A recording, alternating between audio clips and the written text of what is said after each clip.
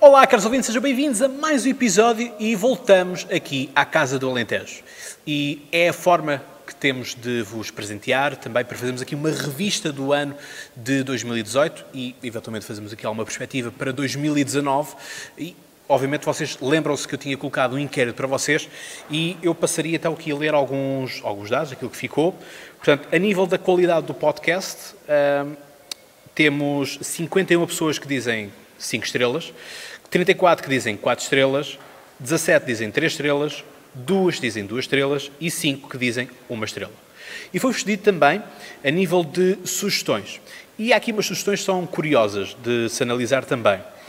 Ora, eu começaria por uma que diz justamente que sugestão queres deixar ao teu podcast. E há aqui uma sugestão que diz terminar. Não, o podcast não vai terminar, muito longe disso.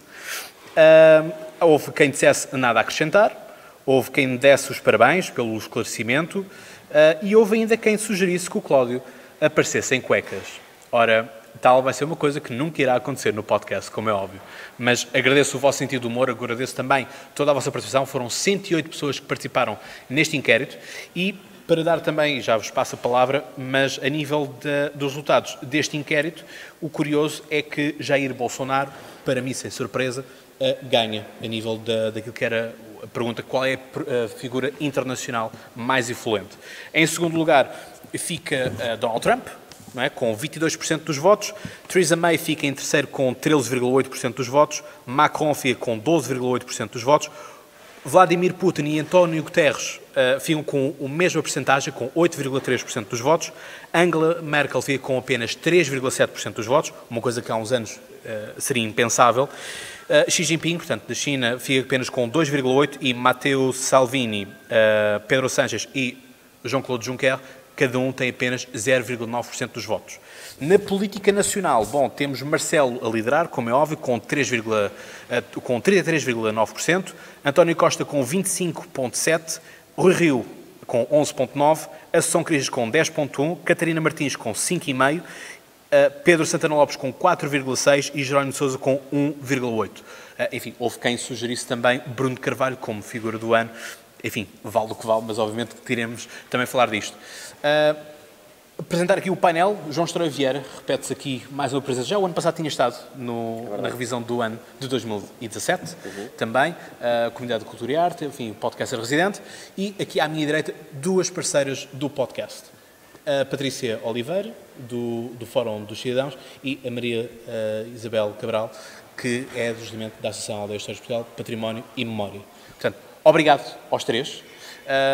Eu, para encerrar, aquilo que eu quero enaltecer enquanto 2018 é justamente o podcast ter ganho o Prémio Internacional. Se o ano passado tinha dado ênfase que 2007 seria a criação do podcast, com um ponto alto, obviamente que passado um ano, não é?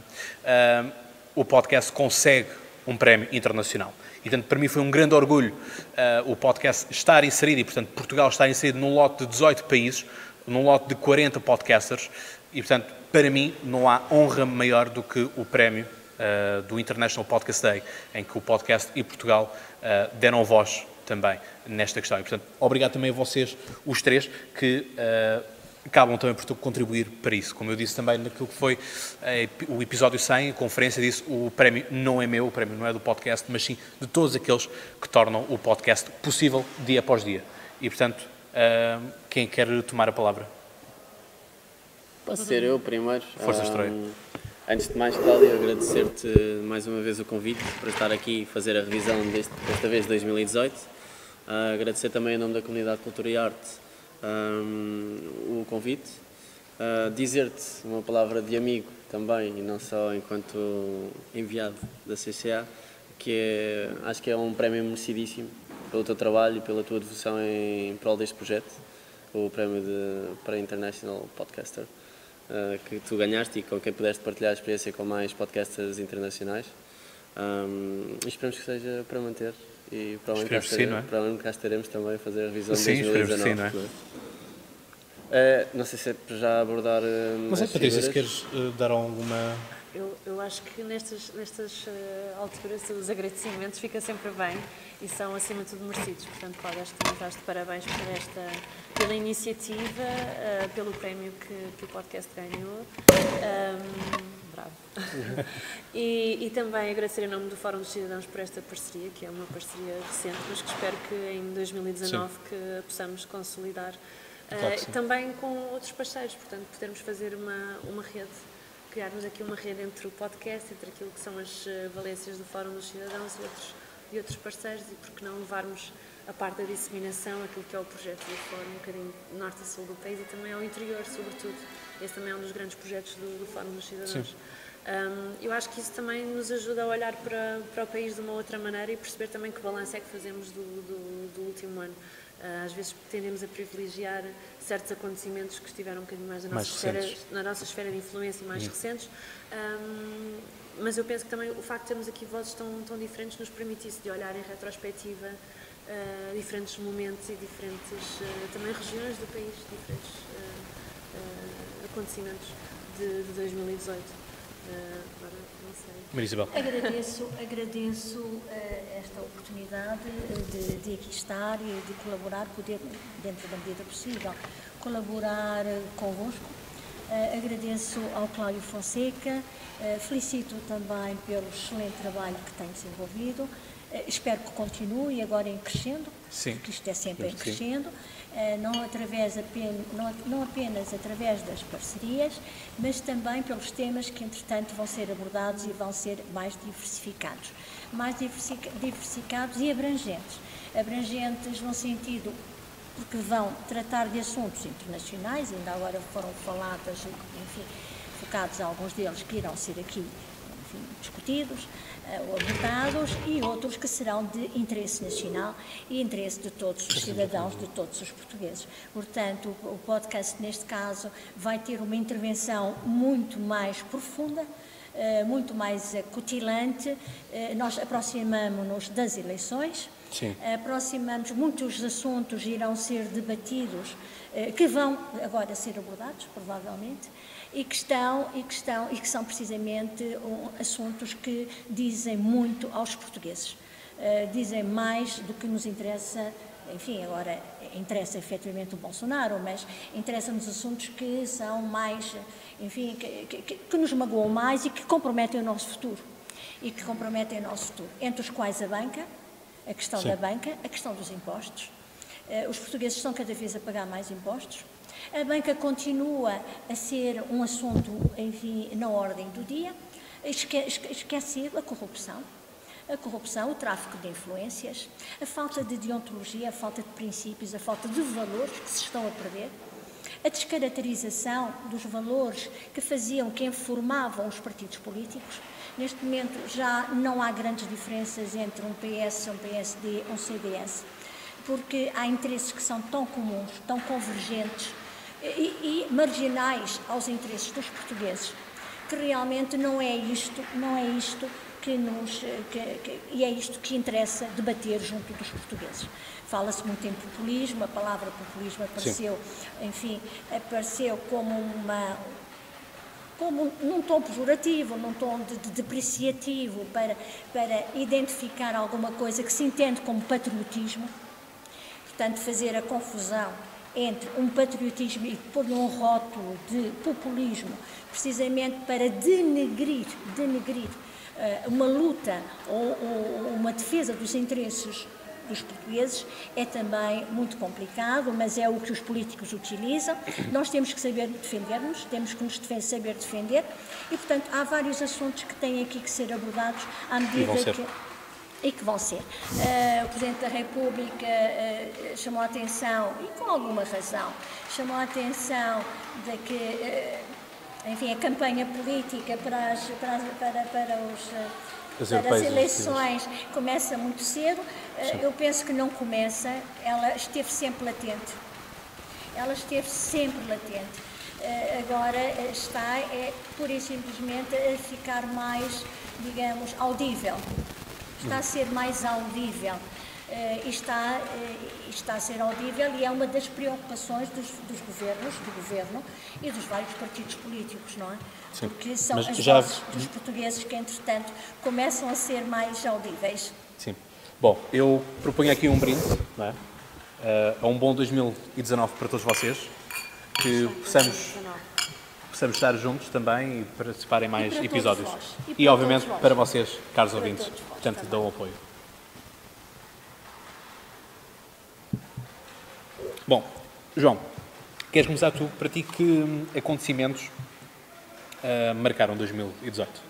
Bem, já que a Maria tocou nesse ponto do populismo e já falámos sobre o Jair Bolsonaro, para mim um dos acontecimentos de 2018 foi sem dúvida a eleição do Jair Bolsonaro à segunda volta contra o Fernando Haddad como presidente do Brasil, que falava-se aqui há pouco que o debate sobre o populismo parece que é mais direto agora connosco, já que o Jair Bolsonaro é de um país de língua lusófona também, por isso diz-nos mais diretamente respeito. No entanto, esse debate já vem de há uns tempos para cá, com a eleição do Trump também se falou muito do populismo, com a ascensão de alguns movimentos mais, na altura diz-se, Aliás, até desde Tsipras. Tsipras já ia marcando também na Grécia o populismo. E alguma ascensão de alguns movimentos também ligados ao Vladimir Putin por toda a Europa, Marine Le Pen, o Viktor Orbán, na Turquia também. Parece que este é um dos acontecimentos de 2018. Vai colocar Matteo Salvini na Itália. Matteo Salvini na Itália, exatamente, pela junção de dois partidos de extrema-direita, mais ligados à direita. Exatamente. Agora, na Espanha, com O Vox. Exatamente. E na Suécia, que também é a terceira força política mais votada, salvo erro, também foi uma Na Holanda também tivemos aquela ameaça, não foi? Na Holanda e na Áustria. E na Áustria também, exatamente. Foi para mim a eleição do Jair Bolsonaro nos acontecimentos de 2018, sem dúvida, porque nos colocou mais em voga na nossa praça, nos nossos meios de comunicação, o debate sobre o populismo. E o que é o populismo? É uma figura muito difícil de descrever. Foi editado um livro, por acaso, este ano, que é o Espectro dos Populismos, mas exatamente. Mas é muito difícil definir o que é o populismo. Pode-se dizer que o populismo, o que a Maria Isabel dizia há pouco, pode-se dizer que o populismo é o discurso que vem de um político que evoca muito mais o coração daqueles dos receptores da sua mensagem do que a razão da própria mensagem. É um bocadinho difícil de descortinar, mas historicamente já é difícil de descortinar o que é o populismo de há um século para cá, digamos assim. Por aí. Sim, muito bem. Antes de passar-te a palavra, Patrícia, a palavra que foi mais pesquisada este ano foi Mundial, ou Copa. Porque, enfim, ano de Mundial, obviamente que tal marcava. Mas era justamente depois, a seguir vem influenciadores, vem tudo mais, mas justamente palavras populismo, eleitoralismo e tudo mais, foram das que mais marcaram. Eu acho que, de alguma forma, isso também está diretamente relacionado com os cidadãos. E acho que não podemos, de alguma forma, confundir o populismo com patriotismo, apesar do populismo invocar um certo patriotismo, mas é sobretudo, e o que nós estamos a assistir, e digamos que é esse o perigo, não é? É um apelo às massas, mas é um apelo antidemocrático, que de alguma forma não se compadece com as regras da democracia tal qual como nós as conhecemos, nem tão pouco da ordem mundial, não é? Recordo, por exemplo, posições, por exemplo, da Marine Le Pen e de outros líderes, quer dizer, Donald Trump também é um exemplo disso, assim como Jair Bolsonaro, em relação à própria ONU, às próprias Nações Unidas, mesmo a posição de Donald Trump em relação à NATO e ao apoio e à cooperação transatlântica. E, por exemplo, no caso da Marine Le Pen, a sua posição em relação à própria União Europeia. E, portanto, são mensagens políticas que, de alguma forma, vêm de trás, como dizias há pouco, portanto, que já vêm de finais de 2017, que, de alguma forma, em 2018 ganharam aqui um impulso maior e que nos permitiu perceber uma certa tendência europeia, pelo menos para o populismo, forças para o maior apoio a forças de extrema-direita, quer de extrema-direita, quer de extrema-esquerda, também é preciso dizê-lo. Daí o ter tocado no Tsipras, não é? Claro, e ao mesmo tempo todos estes assuntos de alguma forma irão certamente influenciar e estar em cima da mesa em 2019, sobretudo com as eleições europeias à porta já no próximo mês de maio. Portanto, às vezes é difícil nós olharmos para os acontecimentos de uma forma estanque, o que aconteceu em 2017, o que aconteceu em 2018. Agora, o que nós vemos, eu acho que isso é um ponto que eu gostaria aqui de assinalar, é que de alguma forma, no final, digamos assim, da crise mundial que nos afetou, sobretudo depois da saída da Troika, mais nesta esfera de influência portuguesa, não é?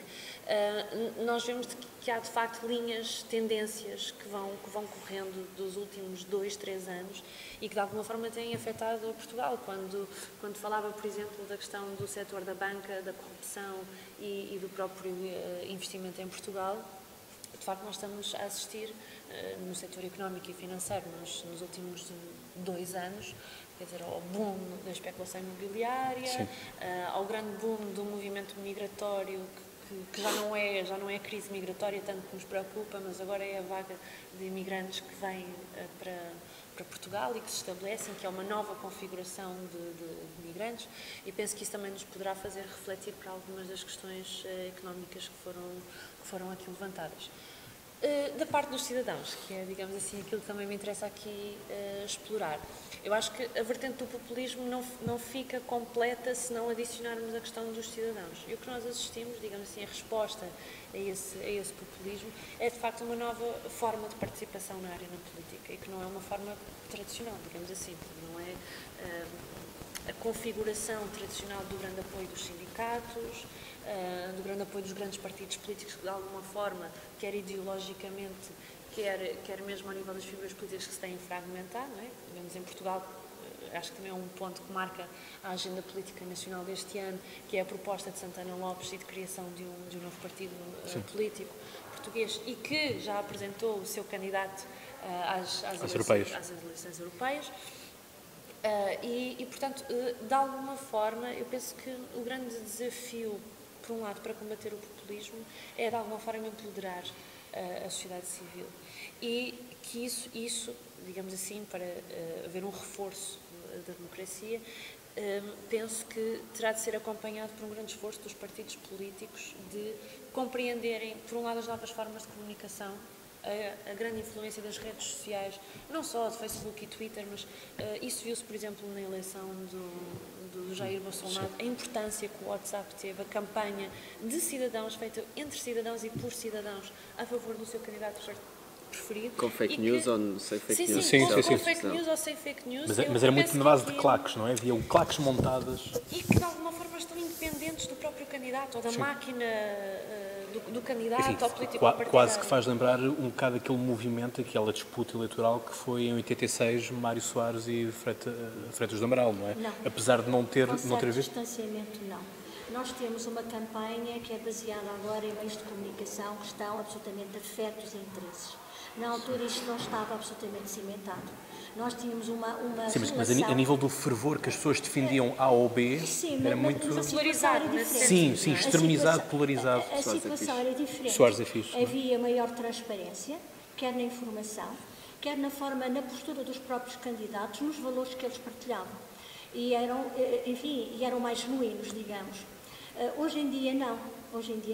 Quando nós falamos de direitas ou esquerdas, de extremas direitas ou esquerdas, nós estamos apenas a engolir aquilo e a debitar aquilo que a comunicação social acaba por nos... E os partidos, não é? Que estão atrás da comunicação social, e a comunicação social serve os partidos, serve os outros interesses, inclusive extranacionais, acabam por passar e as pessoas acabam por engolir, passa a expressão, com a devida ressalva, passam por engolir e debitar aquilo que não pensam e que não querem pensar.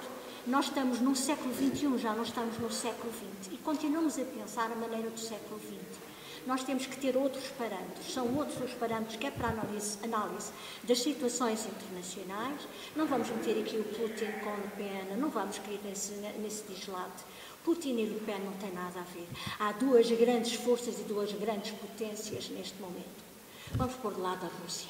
Confundir Putin e falar em Putin como se estivéssemos no século XX, em que Putin representa o grande perigo, a grande potência que foi, a grande potência chamada União Soviética, que se contrapunha a outra enorme potência chamada Estados Unidos, neste preciso momento, a União Soviética, mesmo em espírito, passa a expressão, já não existe. O que existe é uma China, uma República Popular da China, uma grande potência a aparecer, que entrará mais tarde ou mais cedo em conflito com os Estados Unidos. A União Soviética apenas está nos seus limites. Não admite e não permite é que há uma zona de proteção especial para a sua estratégica. E essa parte estratégica não pode ser ultrapassada. Portanto, é uma zona, digamos, tampão.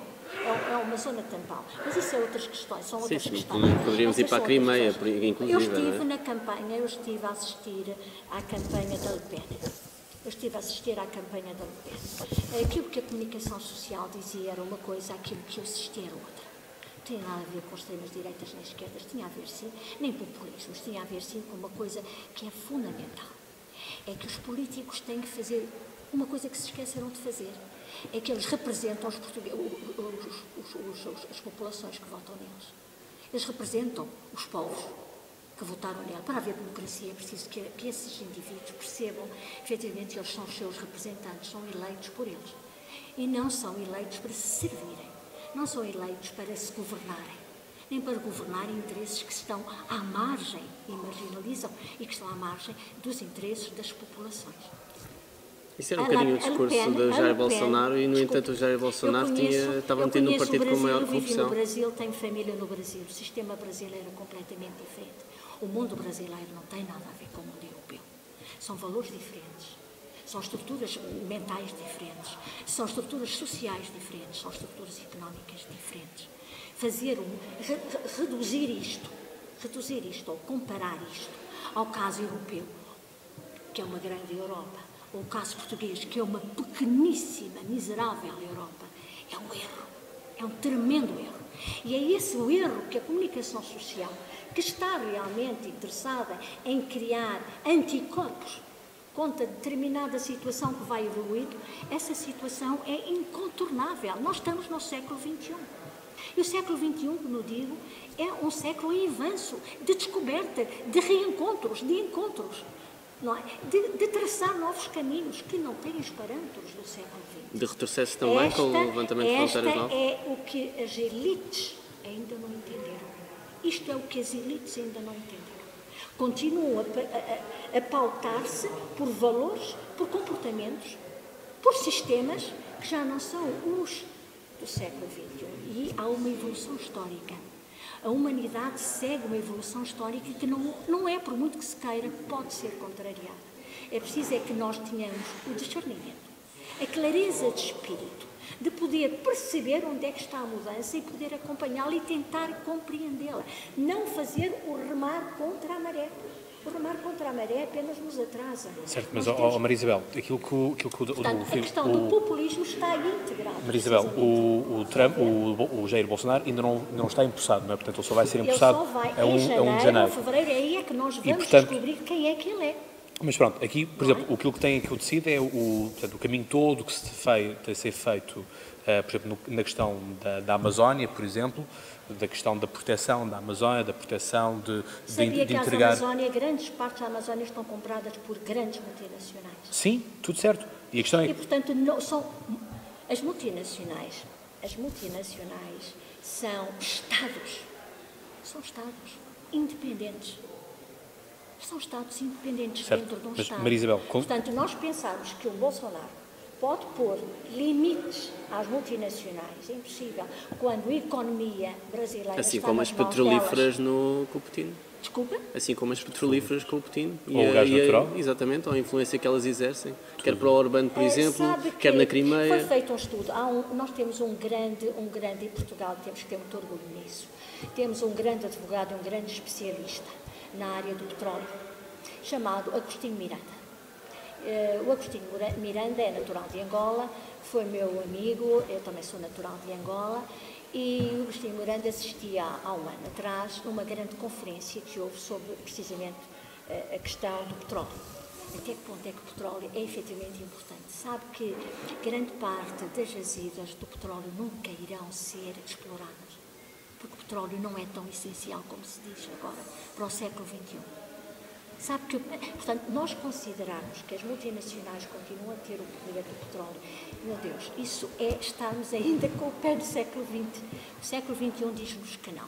A Arábia Saudita sabe disso, que detém de resto as maiores reservas de petróleo. Portanto, o petróleo não é pela questão de ser mais barato ou mais caro a extração.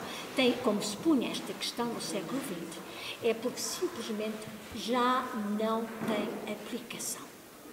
Já não tem. Certo, mas Maria Isabel, estamos a desviar-nos muito do tema. Perdão, o estudo é precisamente isto, já não tem futuro. Portanto, falámos em multinacionais do petróleo, vamos falar noutras multinacionais. As multinacionais, neste momento, são as multinacionais da alta finança e do poder. Agora, temos outro tipo de poderes a aparecer e a surgir. Outro tipo de poderes. Mas, continuando, estive com a situação da Marine Le Pen, acompanhei, não digo ao vivo, mas acompanhei todas as reportagens em que ela se pronunciou. Mas, Isabel, vamos concluir porque é para termos mais... não houve populismo. Essa história do populismo é, como eu digo, é uma criação. Ela falou, é isto. É por isso que nós temos um Bolsonaro, é por isso que nós temos o indivíduo na Grécia, tivemos o primeiro indivíduo na Grécia, tivemos agora na Itália, na Áustria, na República Tcheca. Temos em várias partes já da Europa e não só. Finlândia também. São indivíduos que falam, são indivíduos que pretendem destacar-se, distanciar-se. Olha, temos inclusivamente, de certo modo, o nosso Presidente da República, que eles procuram distanciar dos políticos no velho sentido do termo, sim, da austeridade, e falar aos portugueses, sim, aos interesses dos portugueses, identificarem-se com os portugueses. Não vamos chamar isso populismo. Não vamos chamar, é redutor. Vamos chamar isso retórica, demagogia. Isso é falta de visão do futuro, que nada mais é do que o presente. É que as pessoas não conseguem nem estar a ler o presente, não conseguem fazer uma leitura do presente. Este é o grande problema, por exemplo, do Santana Lopes, que criou um partido... Certo, mas Maria Isabel, já vamos, Maria Isabel, mas já vamos, porque senão não concluímos. João, com os mesmos parâmetros. Maria Isabel, peço só, porque senão não concluímos aqui as coisas. João, do ponto de vista artístico, não é? Porque vejo da comunidade de cultura e arte, sim. Enfim, não foi um ano tão fatídico como aquele ano de 2016, não é? Que morreram, assim, umas quantas estrelas de uma catrafada, não é? Mas 2018 também trouxe algumas perdas bastante grandes, mesmo até para o nosso imaginário de crianças, adolescentes, não é? Já me estás a criar todo o caminho que é para eu falar do Stan Lee, exatamente, um criador de muitos dos super-heróis que nos acompanharam na nossa infância, da infância de todos, e ainda nos acompanham em vida adulta, agora também com esta nova leva de filmes sobre super-heróis.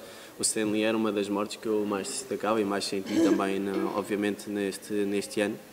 Falávamos há pouco do Bernardo Bertolucci também, que eu não era um grande apreciador do seu cinema, mas é também uma morte marcante neste ano. É uma figura incontornável do cinema sem dúvida, apesar do último Tango em Paris, enfim, isso já são outros 500. Mas à parte deixa-me só poder dar aqui uma chega. Eu acho que à parte das nossas culturas cinéfilas, não é? Dos nossos gostos cinéfilos, mais do que até destacar a obra do Bertolucci, eu acho que a morte dele também, de alguma forma, veio também trazer novamente toda a questão do movimento do Me Too, não é? E relacionar a forma como a arte se relaciona com a vida e com a sociedade.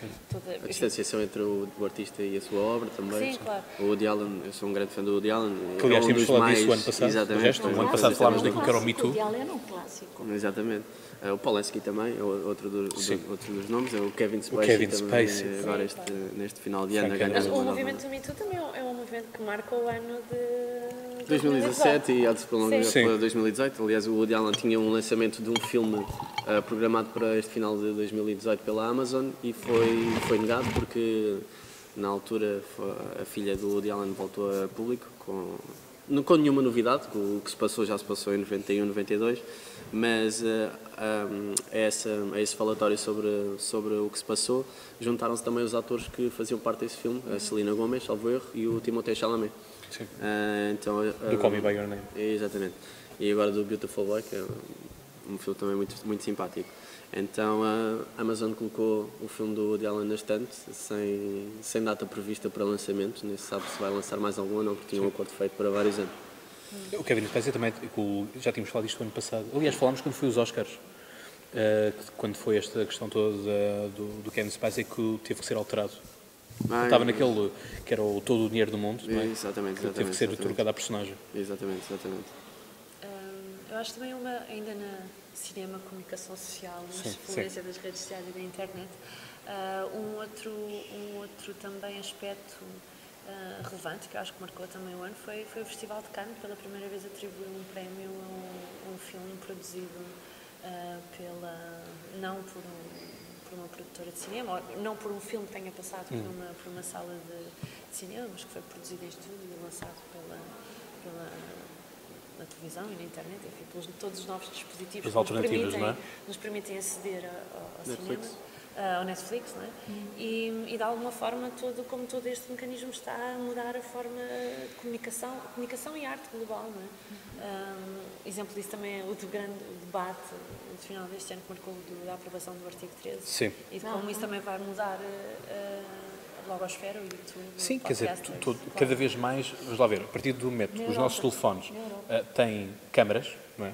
Qualquer um de nós pode ser um repórter, pode ser um diretor de cinema, um produtor, não é? No seu geral. Conteúdos, muito bem. Aquilo que nós temos é, cada vez, já não há, foi como eu disse, quando organizei a manifestação, e quer dizer, o podcast, pela segunda vez este ano, chegou-se à frente com a manifestação, não é? Já tinha sido feito em julho, até foi no dia dos meus anos, curiosamente, que foi negado, portanto foi adiada a votação para setembro, e essa de setembro, sim, aprova esta diretiva europeia dos direitos de autor. Uma vez volto mais a dizer que sou totalmente a favor dos direitos de autor. Aliás, acho que não há ninguém no mundo que seja contra os direitos de autor, a seu o que é seu. Mas esta questão do artigo 13 vai mais além do que é necessário. Porque, enfim, eu quero que o meu podcast seja partilhado por toda a gente. E, quer dizer, eu não preciso que alguém me mande uma carta ou uma coisa assim de género, dizer, olha, Cláudio, posso partilhar o teu podcast? Por favor. É que o artigo 13 vai contra aquilo que eu disse, não só as próprias ideias da União Europeia e da internet, não é? Do livre circulação, tudo isso, mas o caso português é um caso paradigmático, porque ainda há 40 anos atrás estávamos numa ditadura, não é? Tivemos pais e avós nossos que morreram para hoje podermos estar aqui livremente a dizer aquilo que nós quisermos, certo ou errado, não interessa, mas dizemos aquilo que nós queremos. E quer dizer, o tratamento que a comunicação social hoje dá aos produtores alternativos de conteúdo, os youtubers, podcasters, o que é que seja, não é? Quer dizer, é surreal. Cidadão. Sim, mas por exemplo, quando ganhei o prémio internacional, já vos contei isto várias vezes, o pessoal da Internacional ficou estapafúrdio como é que havia jornais em Portugal que tinham podcasts, tinham criado podcasts à pressa.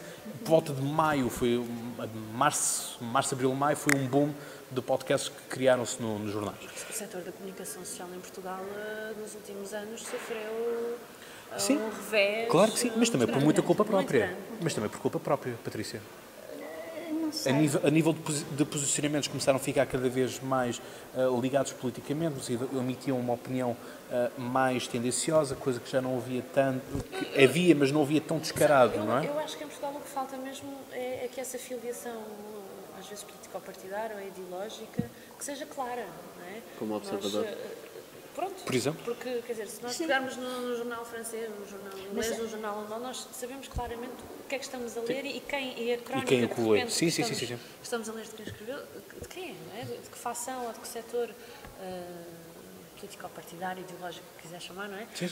Ou mesmo da sociedade civil, a que facção é que está ligada. Eu acho que, se calhar em Portugal, o que faltou, fazendo talvez um balanço dos anos da transição e da consolidação democrática, foi essa clareza de intervenção no espaço público. Foi a liberdade, eu penso que foi mais a liberdade, a falta de liberdade dos próprios jornalistas e dos próprios jornais. Os meios de comunicação estão regimentados a grupos e, portanto, são esses grupos que os financiam. E até uma RTP que não está regimentada a grupo nenhum, está regimentada ao governo, embora sejamos todos nós portugueses a financiá-la. A RDP, quem diz RDP, diz a radiodifusão portuguesa, e, portanto, são todas, dependem sempre destes patrocínios. Ora, é falta desta isenção, é falta desta capacidade, precisamente, de marcar uma posição que faz com que eles acabem por perder audiência. E, portanto, tem sempre os mesmos fiéis, tem sempre, porque esses fiéis sempre existem, tem os mesmos fiéis, mas constantemente são postos em causa pelas comunicações, das redes de comunicação social. É mais fácil dizer, não, as coisas não se passaram assim, eu estive presente. As coisas que a comunicação social, olha, por exemplo, é um caso muito paradigmático, foi este último recente, da tua manifestação. Sim, a dizerem que estavam 20 pessoas na manifestação, quer dizer, Quando, numa afinal, própria estavam numa fotogaleria deles próprios, conta-se mais do dobro. Não é? Pronto, isto E nós sabemos que os jornalistas estiveram apenas nos 20 minutos, 30 minutos iniciais. Portanto, Por exemplo, e, obviamente, falamos dos vieram coletes pessoas. amarelos. Exatamente. Não é? Esqueceram-se de dizer que a polícia simplesmente não permitiu que eles fossem reforçados com outros coletes amarelos, porque acabou por circunscrever. Bom, também não referiu outra coisa, que é extremamente importante, foi uma prova de força do próprio governo, que mostrou que tem mais policiamentos, que tem policiais preparados para qualquer tipo de contestação. Como se tivesse sido uma espécie de ensaio. Foi um ensaio, Sim. como foi feito, Simulacro, olha, com o devido Termo técnico. distanciamento, quando há novas armas, quando há novas estratégias para ser aplicadas no terreno. Isso foi feito antes da Segunda Guerra Mundial, na Guerra de Espanha. Vamos fazer com o distanciamento certo, meu Deus, não vamos cair neste exagero, mas sabendo que isto já é um exagero muito grande, mas agora trazendo para uma situação pequena, nós temos, que de resto é replicada no resto da Europa, porque isto não era um caso único, replicado no resto da Europa, nós vemos que para situações de intervenção pública, eles têm desmesuradamente que mostrar, primeiro, como funciona, que estão bem treinados, que estão bem preparados, estão bem com instrumentos próprios e têm uma cadeia de comando muito bem montada. Isso é um facto. Também há aqui outra questão que... Esta foi um cuidado, Como foi foi um um chamado movimento... de atenção muito forte. Como foi um movimento que saiu das redes sociais e não dos sindicatos, que eles mais ou menos já têm Os contabilizados sindicatos também. acabaram, os sindicatos, eu sou sindicalizada. Sindicalizei-me há relativamente pouco tempo, é a terceira vez que me sindicalizo e dessindicalizo. Efetivamente, os sindicatos estão desacreditados. Estão desacreditados porque são estruturas que se servem a si próprias. São estruturas que raramente, e só por razões pontuais e estratégicas, poderão desenvolver algumas outras ações. Ligados a interesses políticos. Interesses pessoais. Então nós Muitas temos, né, vezes. CGTP, Não, PCP, uma o certa GT, tendência PS. corporativista, não é? Pronto, mas também já não tanto assim. Aqui há uns anos atrás, há poucos anos atrás, houve uma grande conferência no Gemoni, precisamente sobre o futuro. Ainda não se falava das questões do Afeganistão, não se falava ainda da questão da crise, mas a crise estava-se já a começar a delinear em 2007, 2008. Normal. Foi há 10 anos. Foi em 2008 que... Sensivelmente nessa altura. E estava-se a falar na crise, no princípio da crise, quais as medidas a tomar, e um dos intervenientes, que era americano, tinha vindo convidado, precisamente de um desses grandes jornais americanos, de grande tiragem, vinha dizendo que os sindicatos em Portugal eram um grande problema. O sindicalista, que estava lá, um representante de um sindicato, aliás, estavam dois, disse logo, não somos o problema. Nós temos problemas desses dentro de nós, não somos problemas, nós não temos consistência, nós não temos força, nós não temos adesão, nós temos uma atuação apenas pontual e definida. Quando há estas convocatórias de greves, os números são sempre dispares. O sindicato apresenta uns, a entidade patronal apresenta outros. Mas isso é sempre, não é? Não é? E Apresenta os meios de comunicação mas apresentam outros. e a comunicação social apresenta outros. Mas o que é um facto é que nada disto corresponde à realidade. Portanto, os sindicatos são uma ficção em Portugal. Sempre foram. Só, exceto na Primeira República. Primeira República, princípio da Segunda República, eles foram efetivos. Tiveram força. E foram perdendo. E ganharam alguma força e alguma expressão depois do 25 de Abril. Mas também, de repente, se esvaziaram. Depois também, mas isto a Margaret Thatcher também arrebentou muito com os sindicatos, não é? Sim, isso no Reino Unido, em que os sindicatos tinham realmente muita força. Extrema força. E tinham ganho essa força precisamente durante todo o tempo, mas sobretudo tinham consolidado após a Segunda Guerra Mundial. Não é? Após a Segunda Guerra Mundial, tinham consolidado a sua força. Não é? Patrícia, Era um querias país dizer? altamente industrializado. Eu e, ia portanto, tentar trazer a ideia dos sindicatos um bocadinho mais para o nosso tema e para a nossa realidade, que é, no fundo, dizer, digamos que a força agregadora e a capacidade de mobilização dos sindicatos, de alguma maneira, e se me permite o paralelismo, ou enfim, Sim. a maximização do argumento, é que, no fundo, os sindicatos foram um bocadinho substituídos pela internet e por esta força mobilizadora. Também. Que de repente já não diz só respeito a um determinado grupo ou corporativismo no setor da mão de obra, não é? No setor do trabalho, mas que de repente é transversal, porque qualquer um de nós, enquanto cidadão, tem Pode fazer alguma coisa. tem essa capacidade e pode Vocês ser chamado a lembram-se participar. daquela grande manifestação anti-troika, no tempo do Passos Coelho? Não houve sindicato nenhum. Foi a última grande. Sim. Mais de 1 milhão de pessoas na Avenida da Liberdade, nos restauradores, até à Praça do Comércio. Mais de 1 milhão Mas de pessoas. aí também foi uma Mais do situação que- extrema, não é? As pessoas estavam extrema no sentido das pessoas estavam saturadas, não é? Quer dizer, Mas continuam. As pessoas não Como estavam os coletes continuam amarelos saturadas. agora na França também sim, foi lá já pouco é um da ponto. saturação. Mas aí deixem-me que eu diga uma coisa, que é curioso como estamos com um governo de esquerda, não é? Em que supostamente os números dizem que estamos a melhorar Não e estão.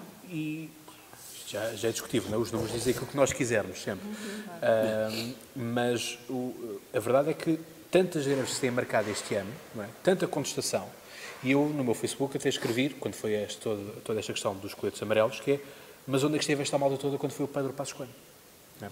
Esta temática toda dos impostos, o aumento dos impostos e tudo isso, é um bocado por aí. Os coletes amarelos, deixa que eu vos diga uma coisa, que é, para mim, os coletes amarelos foi o francês cair na realidade, porque, enfim, Macron prometia mundos e fundos, não é? E eu estou à vontade para falar com isto, porque desde a primeira hora que fui apoiante do Macron, eu sempre fui apoiante do Macron, e, portanto, caiu-se um bocadinho naquilo que é a realidade. Eu acho que o próprio Macron também caiu na própria realidade. Enfim, não sei o que é que tinhas a dizer em relação aos coletes amarelos. Em relação aos coletes amarelos, eu dizer, tu estavas a fazer o paralelismo com o tempo de Pedro Passos Coelho. Eu não comparava porque não há comparação absolutamente nenhuma. Porquê? Porque as pessoas, completamente, as pessoas também têm a noção de que à sua volta, e quando eu digo à sua volta estou a falar do mundo, na altura havia um contexto completamente diferente do que há agora. E as pessoas esperavam, tal como as pessoas em França tinham a expectativa em relação ao Macron com as promessas que ele fez, que iria haver uma melhoria significativa. E muito rápida, talvez. Uma humanização do próprio governo, do governar, Exatamente. da forma de governar. E o que é que também está aqui um fator? Que é a cada vez maior descredibilização das pessoas que estão no governo ou à frente dos partidos políticos. Completamente. E as pessoas estão saturadas. Aliás, nós vimos a espaços a manifestação dos coletes amarelos e era muito contra a corrupção. Não havia medidas vagas pedidas nestes movimentos, mas isso é normal porque não é um sindicato, lá está, não é uma organização. Estás a falar aqui em França ou em Portugal? Em Portugal agora. Portugal, não é uma organização que zela por certos interesses. Quando eu estou a dizer interesses aqui, não estou a falar do ponto de vista negativo, estou a falar de medidas concretas. Estou a falar que era as pessoas que se uniram em prol desta manifestação queria ir contra a corrupção, queria mais ética por parte dos seus representantes políticos e é isso que as pessoas não veem. Não há medidas concretas, exatamente, não há medidas concretas em relação a isto. O que é que se pode pedir? Pode-se pedir que um deputado que seja eleito para a Assembleia da República marque presença de facto e não esteja na outra ponta do país a pedir para alguém marque a senha para ele. Eu acho que de alguma forma... Mas isso é dos poucos, quer dizer, há outros casos. Completamente, sim, foi só apenas um exemplo. Há vários. Eu acho que, apesar de tudo, há certas alternativas que se têm estado a desenhar e a ser implementadas e que eu acho que são alternativas válidas, são alternativas de cidadania, ou seja, de formas de organização de grupos de cidadãos que, de alguma forma, pressentem esse descrédito dos políticos, das elites políticas, da crise no geral, do populismo, porque está na ordem do dia. Não falemos do populismo, porque eu tenho alergia. Mas é que mas temos que catalogar as coisas de uma forma, não é? Mas não podemos cair no facilitismo. Não há facilitismo, pelo contrário, é complicado. Não é fácil, pelo contrário. Tem sido dificultado, ou pelo menos a massa crítica tem dificuldade em desmontar todo este argumentário digamos assim, em defesa de um proto-nacionalismo, não é? E que de Não alguma é forma vai não contra... é proto é passado. Nós estamos a falar num real, efetivo. Não é nacionalismo, estamos a falar de patriotismo. Nacionalismo e patriotismo são duas coisas diferentes. Até porque nós estamos hoje em dia, embora nos sintamos portugueses, também somos europeus. Não podemos falar em nacionalismo. Falamos sim em patriotismo que está ligado às nossas identidades. Mas cada vez mais os Estados-nação deixam de fazer sentido. A nossa história. A nossa Mas há história foi ela que nos formou. ao Estado-nação. Sim, e, portanto, mas é de isso. alguma forma nós temos aqui duas, digamos assim, quer dizer, temos tempo, não é? Mas há duas forças de contracorrente. Há uma força que nos puxa realmente em direção ao século XXI, das energias renováveis, da sustentabilidade, dos grandes objetivos de desenvolvimento sustentável e da Agenda 2030, quer dizer, todos esses grandes objetivos, não, mas são os objetivos que vão marcar o século XXI, mas são esses objetivos do futuro e do novo discurso de futuro. Assim como era a agenda do milénio, não é? Obviamente. E depois há o discurso da contracorrente. E se quisermos, o populismo é o discurso da contracorrente. Do populismo e de forças realmente de extrema-direita e de extrema-esquerda que estão fora do centro democrático, do grande consenso democrático, eu acho que isso tem levado a algumas alternativas que, apesar de tudo, são aspectos positivos e que eu gostava aqui de salientar. E daquele que é a realidade que agora me é mais próxima e que o Fórum dos Cidadãos tem, de alguma forma, trazido esse exemplo e essas experiências das Assembleias de Cidadãos que estão a acontecer no Brasil, que estão a acontecer na Islândia, que aconteceram na Noruega, que aconteceram também na Irlanda e mesmo no próprio Reino Unido, a imprensa recente tem, de facto, divulgado esta experiência da organização de fóruns deliberativos de cidadãos, até como uma forma de esclarecer todo o impasse que continua a marcar a questão do Brexit, não é? E, portanto, eu penso que essas alternativas democráticas, essas alternativas de processos deliberativos conduzidos por cidadãos, em que é criado um grupo de cidadãos através de um processo de seleção aleatório, mas, apesar de tudo, representativo dessa massa, e que, durante um período de tempo, este grupo de cidadãos é levado a discutir uma questão concreta, uma questão que o preocupa, que de facto o cidadão comum quer ver discutida e quer, sobretudo, ser capaz de levar uma proposta ao poder político.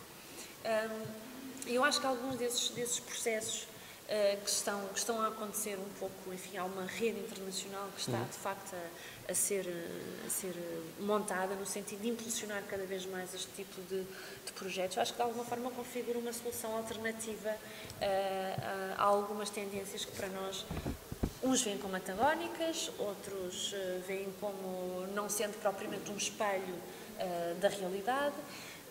Eu destacaria, de facto, a figura do cidadão e esta capacidade, não só a capacidade, mas os instrumentos que estão a dispor para uma cidadania mais ativa. Mais ativa, não é?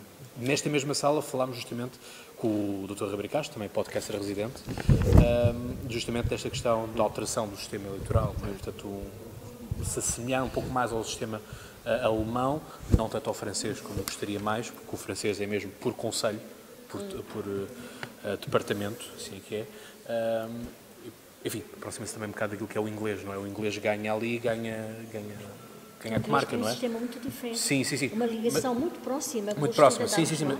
mas é como o próprio... Os eleitores, mas é como o próprio sistema francês, não é?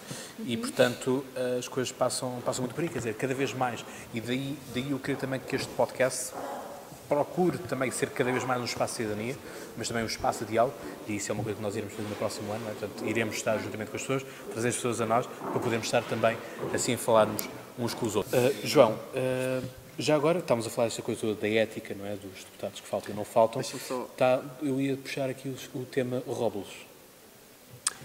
É mais um episódio da descredibilização da política, não é? Alguém que defende mas uma o Bloco de coisa... Esquerda parecia ser um bocadinho, até à altura, um bocado o moralista, não é? O partido da moral, o partido das pessoas... Eu acho que já disse esta palavra-chave, que é o parecia. Mas depois as pessoas vão a ver e é tudo um bocadinho da mesma areia, da Sim, mas mesma uma coisa é o achar, não é? Outra coisa é o senso comum, não é? As pessoas acho que as pessoas viram um pouco que é um bocadinho aquele debate de separar o artista da obra. Corremos um bocadinho o perigo de começar a tentar ter de separar o político, a mensagem do político, da pessoa em si. Mas eu estava um bocadinho a falar do Bolsonaro, porque o Bolsonaro teve um discurso que era bastante interessante, que ele... E é um bocadinho também no discurso do Donald Trump, que eles colocavam-se à parte do status quo, apesar do Donald Trump ser, obviamente, uma pessoa formada através do status quo e ascensão através do status quo. O Macron também, de outra perspectiva, sim. Mas o Jair Bolsonaro teve o discurso de eu não tenho nada a ver com a corrupção, quando o Jair Bolsonaro fazia parte, até sair, do partido com mais acusados no caso Lava Jato, e houve a distanciação. É um bocadinho difícil, não é? As pessoas estão a falar sobre a descredibilização e sobre a ética na política. Há esses indivíduos que conseguem, de facto, passar essa mensagem através das redes sociais, e também era esse ponto que eu queria pegar agora, que já foi tocado, que é, estamos na sociedade que tem as armas para ser a sociedade mais informada de sempre. É verdade. E tem todas as armas, tem tudo ao seu dispor. A partir de um clique nós chegamos onde quisermos. Sim. No entanto, é também a sociedade que é mais fustigada com as fake news. Sim. E que são um real perigo. Eu não sei se a solução está tanto nessas assembleias de cidadãos, porque continuam a ser os cidadãos, apesar de tudo, a votar nas pessoas para as representarem. Eu acho que temos de...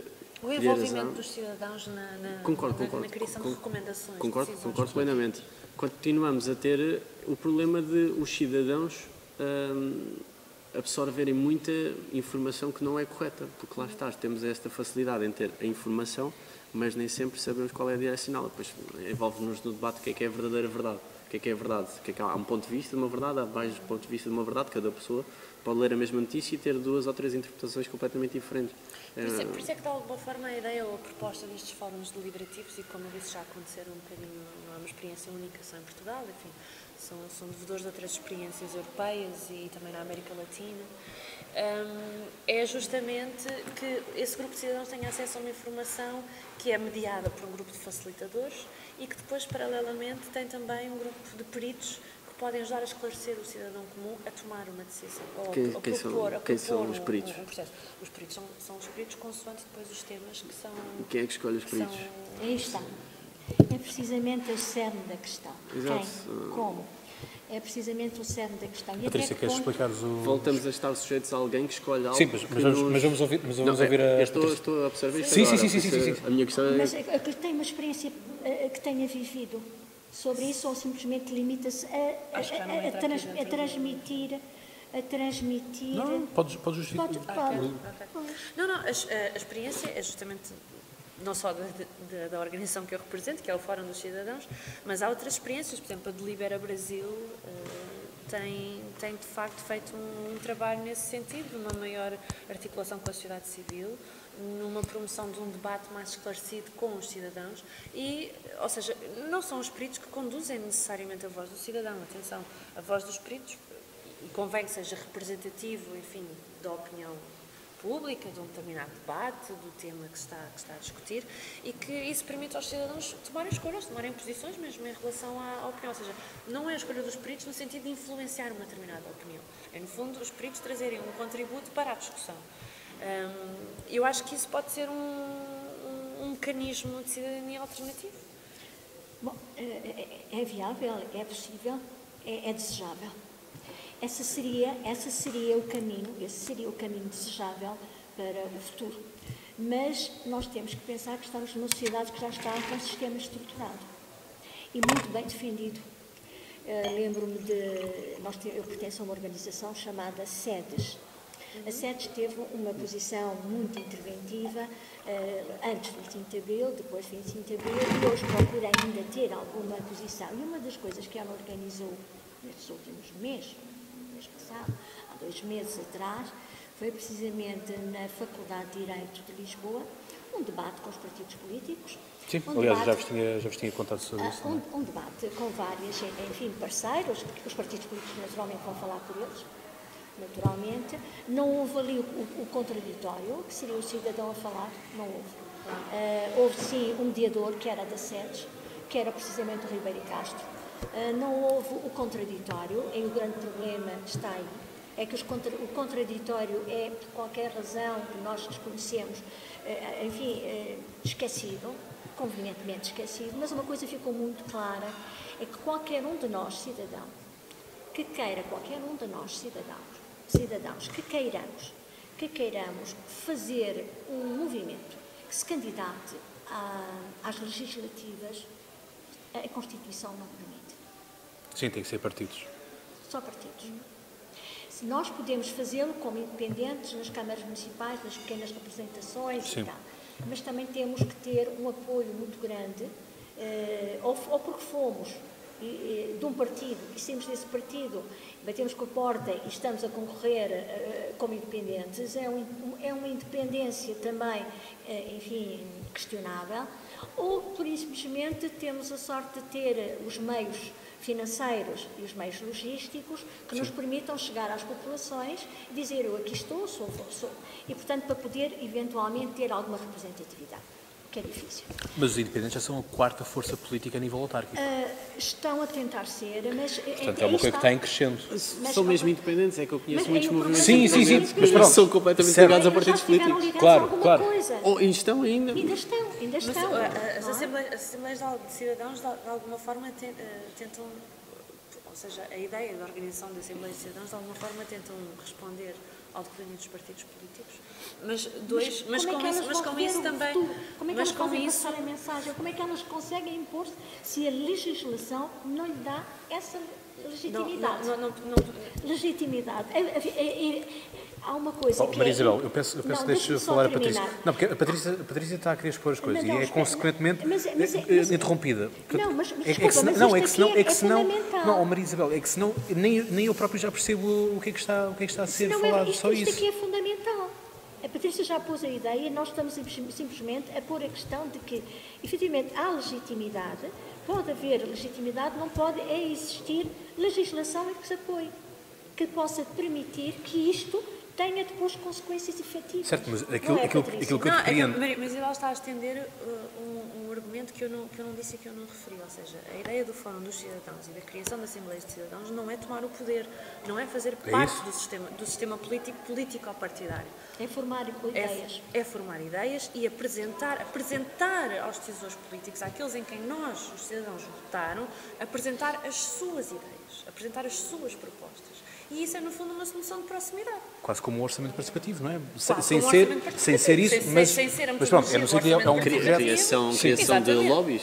Não estou a falar num sentido pejorativo. Não, mas de alguma forma são forças de interesse. Exato, não, eu já me estou a balizar para não levarem no sentido negativo, é a criação de lobbies, por um interesse em comum. Agora, do que eu estou a dizer, não dá para extrapolar uma outra coisa, Claro. Mas pronto, é mesmo por aí. Bem, vamos encerrando também o episódio, que o episódio já se vai alongando também. Mas ainda não respondeu a uma questão. Qual foi o resultado prático até agora conseguido? Um dos resultados práticos, nomeadamente com o primeiro Fórum dos Cidadãos, foi apresentar as propostas na Assembleia da República. Fazemos parte do grupo de discussão do Ministério da Educação, quando está tutelado no Ministério da Educação, para a discussão de um documento e proposta de um documento de educação para a cidadania a ser aplicado e implementado nas escolas. O documento, o relatório que saiu deste primeiro fórum teve o apoio do Sr. Presidente da República. E, portanto, no sentido de justamente numa primeira proposta de como aproximar os cidadãos da política. E, de alguma forma, deixo o convite a todos os interessados que possam ir à página do Fórum dos Cidadãos. Sim, o link fica na descrição. Que possam aceder a mais informação detalhada, que também não cabe agora aqui nesta sessão de review. Aliás, fica já prometido que em 2019 tens que fazer mesmo um vídeo só mesmo dedicado a isso. Um vídeo mais curto, mas a explicar tudo isso.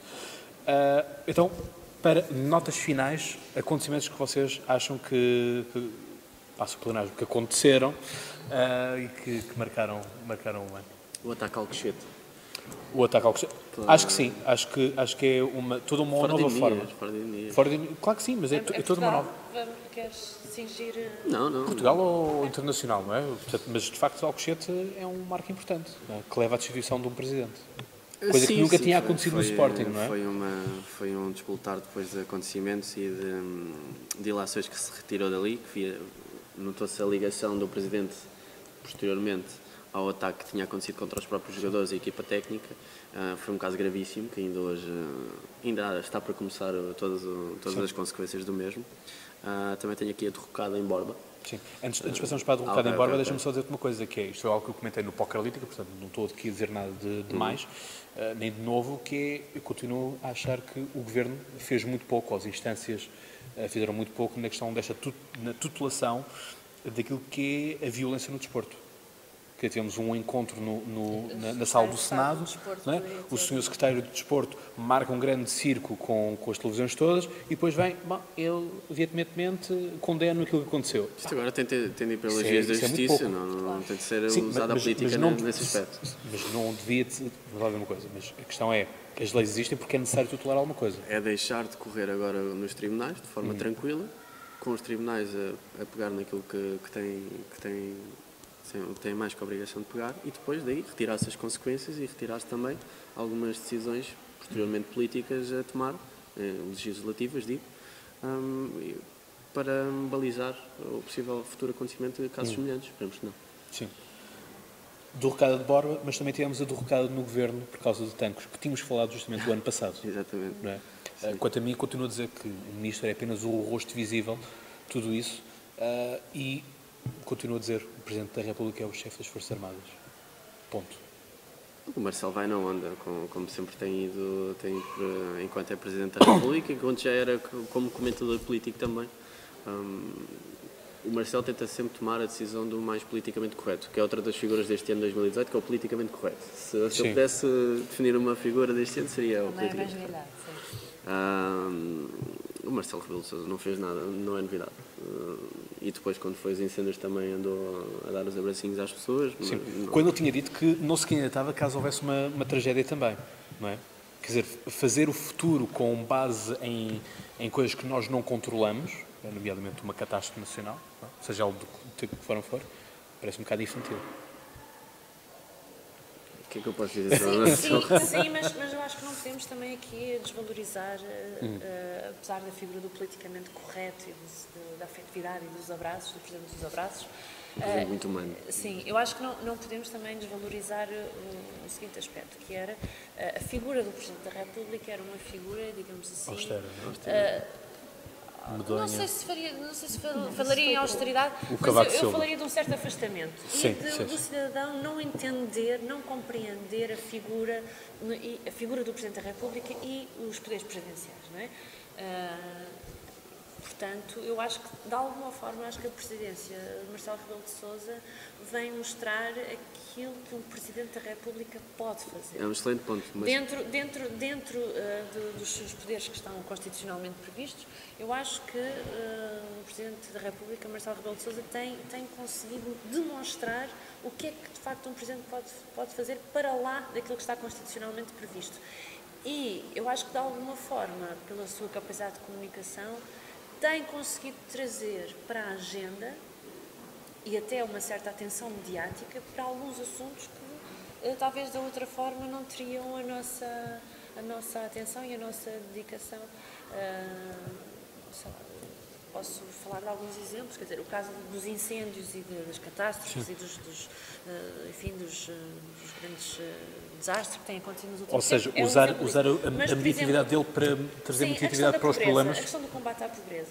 O Hospital São João também, não é? Ao pediátrica. Exatamente. A questão da saúde, nomeadamente a questão do cancro e de uma saúde que realmente nos últimos anos em Portugal tem sido bastante descurada. E sobretudo a saúde infantil. Não só nos últimos anos, há muitos anos. Não, sem dúvida, sem dúvida. E eu acho que eu destacaria isso, destacaria como, de facto, uma nova presidência. Mas deixa-me só pegar nesse ponto, e é interessante, acho que nunca tinha ligado os pontos, mas na nossa conversa de há bocado nós falamos da descredibilização da política e do posterior afastamento das pessoas em relação à política. O Marcelo Rebelo de Sousa fez um excelente trabalho em reaproximar as pessoas. Digamos que toda a gente à volta, todas as outras figuras políticas que o rodeiam é que têm feito um horrível trabalho e têm contrapondo essa reaproximação do Marcelo e do político às pessoas. Sim, pois, se calhar é aquele que tem conseguido manter uma posição mais independente, num certo sentido. Humanista. O Marcelo é o presidente de todos. Portanto, mais claro não podia ser. A sua posição não podia ser mais clara. É a sua atitude que demonstra. É a sua, digamos, é o seu dia-a-dia. Não é falar, é atuar. É um homem de ação e é um homem que efetivamente mostra e conseguiu efetivamente isto, mostrar que ele é o presidente de todos os portugueses. Como disse muito bem, ele conseguiu também trazer trazer para, enfim, para discussão pública algumas questões que são de grande importância e que não lhe ficaram mal. Não lhe ficaram mal, porque é um presidente dos afetos. E, portanto, é natural que isto seja posto sem ferir suscetibilidades políticas, sem ferir suscetibilidades pessoais. E, portanto, nós temos um Presidente da República que foi PSD, foi dirigente do PSD, e temos um Governo que é PS, e, portanto, no entanto, esta questão de ser PS ou PSD está ultrapassada. Certo. Tivemos também dois temas fraturantes da sociedade, isto é, quando foi o da eutanásia e também quando foi da tourada. Portanto, foram assim duas questões fraturantes, enfim, levaram à ridicularização de parte a parte dos dois dos temas e por ambos os campos, não é? Portanto, que isto, quando se toma uma posição, são sempre posições extremas, não é? Ou se gosta só da ideia, não há... muito sensíveis. Sim, mas lá está, mas o ponto é justamente por aí. A eutanásia mais do que... Obviamente. A eutanásia é muito complicado. Sim, a eutanásia é muito complicado. Mas também foi e a Maria tocou nesse ponto há bocado, que era os partidos políticos são cada vez é menos classificável um partido político, digamos assim. Falou do PS, PSD, CDS-PP. O CDS-PP e o PCP têm votado imensas vezes em conjunto nestes aspectos, porque são temas que apelam mais ao conservadorismo que está patente na ideologia dos mesmos. E nós os dois vivemos em conselhos comunistas. Na sua praxis. Sim, sobretudo até. Mais do que ideologia. Nesse aspecto acho que o PCP às vezes é mais cínico na análise de alguns temas e é menos ideológico. Sim. Falava aqui das touradas, o PCP seria daqueles partidos que, ligado à esquerda, digamos assim, e as pessoas falam da esquerda como aquela coisa liberal, ultraliberal. Esquerda do século XX. E o PCP votou contra. Sim. Outro tópico que eu gostava de assinalar é a vinda do presidente de Angola a Portugal, não é? Sobretudo quando havia este clima de tensão. Enfim, Angola em Portugal, para mim, vai ser uma realidade muito estranha e muito complicada, não é? Esta coisa das ideias de Angola livre, Angola é nossa, enfim, temos muito de extremar das coisas. Eu acho que as coisas ainda não ficaram bem saneadas desde a descolonização. Angola, para mim, é dos casos que se ficou com pior relação de todos os outros países do Antigo Império. Falamos de um presidente que precisa de ter todos os apoios que puder, porque é um presidente que luta contra um poder muito estabelecido lá em Angola, por isso... Ele fez parte desse poder. Exatamente. Ele é do sistema. Lá está. Como Donald Trump e Jair Bolsonaro faziam parte do sistema, mas ele colocou-se contra a família dos Santos, e isso há de ser sempre o marco do mandato dele. Mas é parte visível. Não posso falar do que não vejo. Parte visível. E nesse aspecto precisa de todos os apoios. Para o período pós-guerra civil e depois de uma certa estabilidade e crescimento económico bastante acentuado, eu acho que de facto esta presidência é um marco, não é? É uma aragem, pelo menos, do que estávamos habituados. É uma tentativa de mudança ou de parecer diferente. Sem dúvida. Não é bem uma mudança na verdadeira acessão da palavra, aliás, ele nem se pode dar esse luxo. Não só porque pertence ao sistema, tem uma relação pessoal, até de afetividade, com muitos dos elementos que fizeram parte do sistema, e ele fez parte do sistema, a mulher fez parte do sistema. E o sistema é muito frágil, portanto também não basta só chegar não ali e mas ele também, se não estivesse no sistema, também não podia ser eleito. Óbvio, não é? Esse é o primeiro ponto. Aliás, eu diria que o sistema era tudo menos frágil, porque foi o sistema que permitiu a continuação. A continuação não foi frágil. Exatamente, completamente controlado. Absolutamente controlado. Extremamente bem controlado. E extremamente bem apoiado internacionalmente, contrariamente àquilo que se diz. Claro que sim. Porque senão já tinha caído. De alianças, não é? Porque de repente do compadrio. Sim. Não pode chegar e cortar. Estou a perceber. Sim, está sempre dependente. Sim. Frágil nesse sentido. Sim. No entanto, era uma rede muito bem montada. Há formas de viver, de vivências. Há vivências que não se pode pôr a fazer tábua rasa. Portanto, há gostos, há coisas que se adquirem, que fazem parte depois do dia a dia e que não são renegadas. E a partir dessa altura faz parte sempre do mesmo. Mas este será, talvez, vamos lhe dar o benefício da dúvida, estamos no princípio, passou um ano, portanto vamos lhe dar o benefício da dúvida, mas pode ser que venha a ser a mudança, que venha a significar a mudança. Eu sou um bocado cética, estou um bocado cética, tenho uma relação muito próxima com muita gente de Angola e por isso daí o meu ceticismo. Conheço bem a história da África, a história africana recente e passada e recente, e portanto também daí o meu ceticismo e portanto vamos deixar ver como é que as coisas correm. Outra visita que também foi muito importante foi Donald Trump e Kim Jong-un, mas também as duas Coreias. Um passo muito importante. Não é? Um pequeno passo, não é? No muro, naquilo que é a fronteira, mas de facto um grande passo para a humanidade. Tem muro em falar do Donald Trump. Também, mas no caso das duas Coreias, não é? Pelo menos... No caso das duas Coreias, até vejo com o mesmo ceticismo que se falava aqui ainda agora do novo presidente de Angola. Em relação à aproximação dos Estados Unidos Não é do novo presidente da mudança. Continua a ser a figura que representa. Vejo de um ponto de vista mais otimista. Se bem que um dos embaixadores dessa reaproximação é o Dennis Rodman, que não é propriamente a pessoa mais, que eu diria, capacitada em assuntos políticos e internacionais, de relações internacionais. Portanto, não sei, é esperar um bocadinho para ver também, com o mesmo ceticismo que se falava há pouco. Patrícia. Por falar em ceticismo e em expectativas, eu acho que uma das decisões também que marcou a agenda internacional deste último ano foi a decisão de Donald Trump de deslocar a Embaixada dos Estados Unidos para a capital de Israel. Acho que E Eurovisão também, não é? sim, e o facto de... O ano passado tínhamos falado da Eurovisão. E o Brasil também já se fala em ver Sim. Sabemos bem que é um equilíbrio frágil, uma vez mais, e uma paz que tem sido difícil de alcançar e de alguma forma um esquema de alianças entre israelitas e palestinianos que se tem gerado em torno do conflito são alianças bastante frágeis e que influenciam o equilíbrio de poderes internacional. Portanto, seria também um aspecto que eu gostaria de destacar. Sim. Sobretudo tendo em conta agora que no Médio Oriente as tropas americanas estão a sair. Exato. Ou seja, isto vai ficar tudo descompensado. Já estão a sair há quantos anos mesmo? Certo. São assim tantas para que Certo, demorem. mas agora é que estão a sair de facto, não é? Não sei, estão a ser Eu não sei se desmantelados. está a ser de facto. Assim, eles também podem sair e depois podem voltar, não é? Estas coisas também... Ou podem alguns outros grupos substituírem-os. E voltamos a ter os talibãs. Que é o que de facto eles fizeram lá em toda a sua história. Não é? Voltamos a ter lá uns talibãs. Portanto, Deixaram lá criamos assim outro problema. umas armas Aliás, estrategicamente arrumadas A e. consequência dessa primeira desmobilização foi o crescimento do Daesh. Exatamente. Não diria o crescimento do Daesh. O Daesh cresceu porque a Al-Qaeda se desfez em várias parcelas. Depois o Daesh veio originário de uma dessas parcelas que se desfez. Mas os Estados Unidos era como estávamos a dizer. Eles vão lá, ensinam, por assim dizer, o pessoal a pegar nas armas e, olha, agora, já que vocês estão aqui completamente doutrinados desta forma, continuem a lutar por nós, mas não nos escusamos de estar aqui a gastar dinheiro e a matar dos nossos.